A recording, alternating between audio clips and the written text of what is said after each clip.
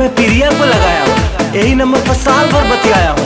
अच्छा, कहाँ से बोल रहे हो? अरे मुंह से बोल रहे हो, और कहाँ से? मुँह में तुम्हारा तुड़वा दूंगी, हाथ गोड़ पूरा तुड़वा दूंगी, खोपड़ी हमारा तू गरम कर दिया है। हेलो, सही बोलो ना, प्रिया है? हेलो, प्रिया है?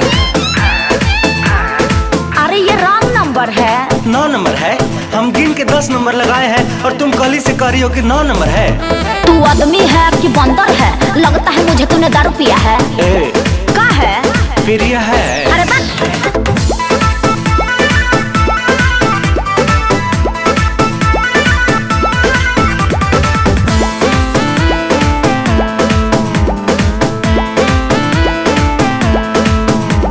लगता है तूने मुझे छीन लिया है, प्रिया का मोबाइल तूने छीन लिया है। बतिया हमारा कहे मानती नहीं, बढ़िया से मुझे पहचानती नहीं। बोलेगा ज्यादा मारेंगे तबड़ा की कनपटिया झनझन आ जाएगा।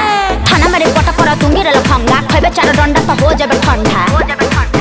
प्यारी करने से कोई रोक सकता नहीं, हम दीवाना हूँ किसी से डर लगता नहीं।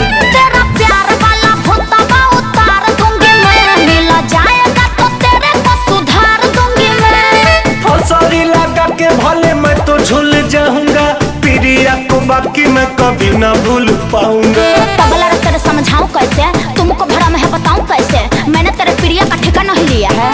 हेलो, प्रिया है? अरे यहाँ कोई प्रिया उरिया नहीं है। हमको पता है प्रिया वही है।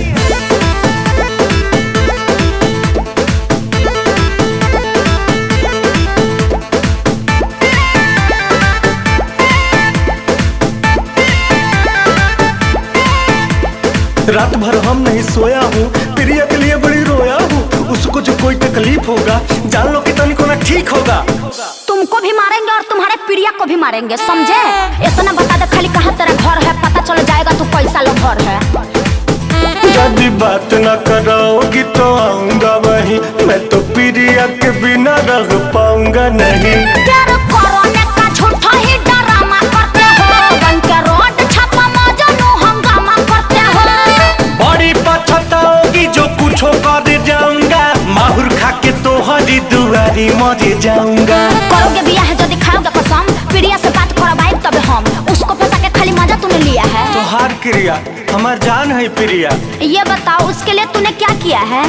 अरे जिससे तुम बतिया रही हो मोबाइलिया हम ही ने दिया है, बोलिए ना प्रिया है। हाँ तो लो बतिया लो अपनी प्रिया से। हेलो प्रिया, ये सब क्या हो रहा है? तुम हंस रही हो, हमारा दिल रो रहा है।